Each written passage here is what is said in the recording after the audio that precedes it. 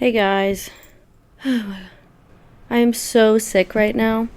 I don't even know how I managed to do a full face of makeup today. I literally had work that I could no longer put off. Not this, other things. Honestly, doing these has been very therapeutic for me. And it only requires me to lay in my bed, which I was planning on doing anyways. I think this sickness came from like this high wind warning we had a couple days ago, and it just like blew all the allergens and dust into the air, and like my body couldn't take it. Aside from being sick, things have been pretty stagnant in my life. Over the past year, I've made so many changes in my life and tried a bunch of new things, whether it was for personal growth or career growth. And as of lately, I just feel as though I've hit a wall. Things are still happening, of course, and there's like little wins here and there, but it just doesn't feel like things are evolving as much as they were. And typically whenever I feel this way, I just start to think that I'm doing something wrong. Like, I feel like if I was on the right path, that my dreams and my goals would just start getting closer to me every day. And since I'm not seeing any result, that must mean that I'm doing something wrong and that things need to change. I know that I work hard and I know that I give my all to my dreams that I'm passionate about. But when things aren't currently happening, I just become so judgmental of like actually all of my life choices ever. This is almost always heightened by looking and comparing myself to other people and seeing where they're at in their career. Like I'm taking value away from myself because I'm not where they are. But I can also recognize how weird and unfair it is to compare myself to someone who is not living the exact same life as me. But we all do it. I think it's one of the most human things about us all, our ability to compare ourselves to others and other things. I mean, I will look at people who are quite literally born into the entertainment industry and be mad at myself for not having the same opportunities as them. Or I will start comparing myself to people from my hometown who are getting married and working full-time jobs, debating if maybe I should have just done that instead because it has stability. And then, of course, the right thing to do after that is to just completely spiral and to be like, oh my God, what the hell am I doing with my life? Like, I don't know anything. I don't know what's going on. I don't know what's about to happen. I don't know anything at all. And I start analyzing everything that I've done so far in my life and think about where we messed up. I start going back and forth on if I'm not seeing results because I'm doing the wrong thing, or if I'm doing the right thing and I'm not seeing results because I need a little bit more patience. And honestly, I don't even know if there's an answer to that question. Like, I'm sitting here thinking about it and my head is spinning. It might also be because I'm sick, but I actually cannot even think about that question. Because I honestly don't think we can ever tell if something is the right or the wrong decision until we're looking back hindsight and seeing where it took us, which is so scary. I am constantly filled with the fear of making the wrong decision.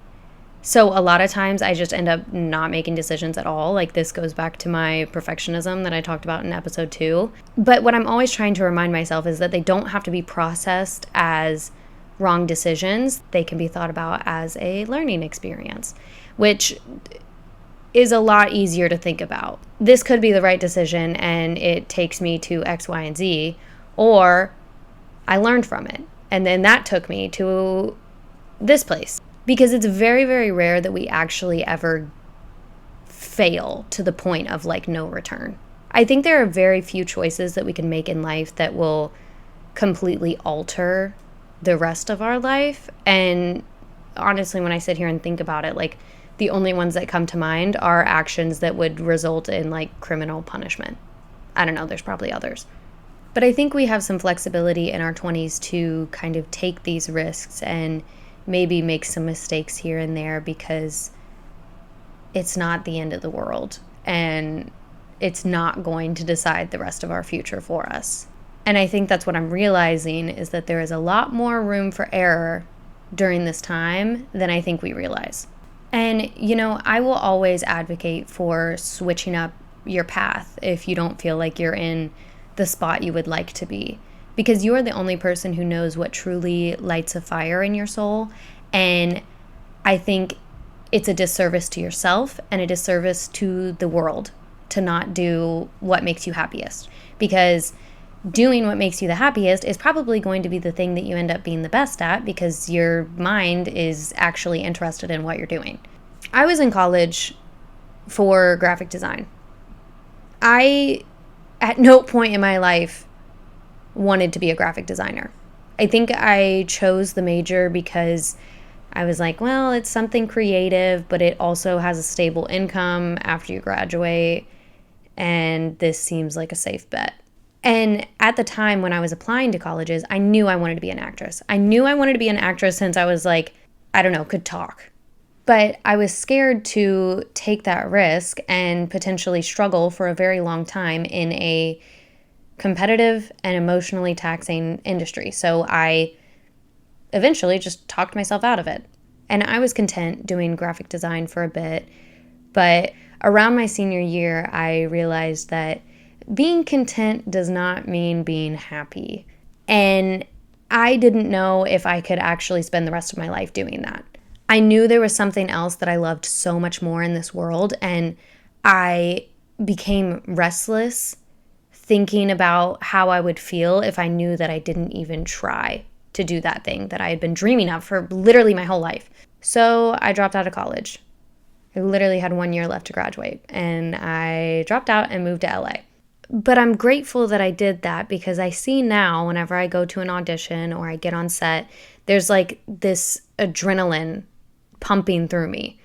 And I'm so interested in what I'm doing, and I'm constantly trying to learn and grow as an actress and a person. It doesn't feel like work to me. It feels like I was always supposed to live this life and that I'm just getting to learn more about something that I love so much.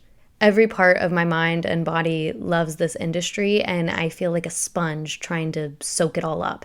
And I never felt that with graphic design. I was honestly starting to get kind of bored of it after 3 years of studying it, so I don't know where I would have been at by now. And this career path is hard, like I feared it would be 5 years ago. But I think I'm more able to roll with the punches and accept the struggles because this industry is quite literally the only thing that makes sense to me right now. My mental health is all over the place. I miss my friends and family. I wish they were so much closer. Financials are always a roller coaster, and I rarely know what is coming next. But my love for this art form and this career is the only slight indication that I might be doing the right thing and that it's going to be okay. Your 20s are a precious time where you are allowed to make mistakes and try new things because through that you learn who you are and what makes you happy. At times, though, I think it is very hard to see how liberating this time can be because we're usually so overwhelmed by the chaos that it brings. But I think to survive that chaos, it's about learning how to be excited about the unknown rather than fearful. Your 20s are filled with meeting new people, maybe leaving your hometown, starting and ending relationships. And it's such a huge time of fast-paced change, but that's so exciting when you really think about it. Like, how cool is it that life can surprise you and turn you upside down and bring you to a place that you could have never imagined yourself going before? I try to remind myself of this often because I am very impatient and I like to know the plan. But when I am able to take a step back and kind of allow myself to go along for the ride, I find that I'm more present in my everyday life, and those next steps that I was so worried about just kind of happen. I don't think it's about knowing what you're doing at all. I think it's about experimenting to find what you truly love and then pushing that to the fucking moon. I know I centered this a lot around career stuff, but that's kind of just what I'm currently experiencing, so it's the thing that I can talk about the best. But I think it can apply to a lot of aspects of life, like wanting to live in a new place or meeting new people and maybe even falling in love with some of those people, learning about topics that might interest you that might cause a career shift, changing majors, changing schools. Because in all honesty, not knowing what you're doing might give you the liberation you need to find yourself. Anyways, that's all for this week. Until next time, you guys. Hopefully I feel better.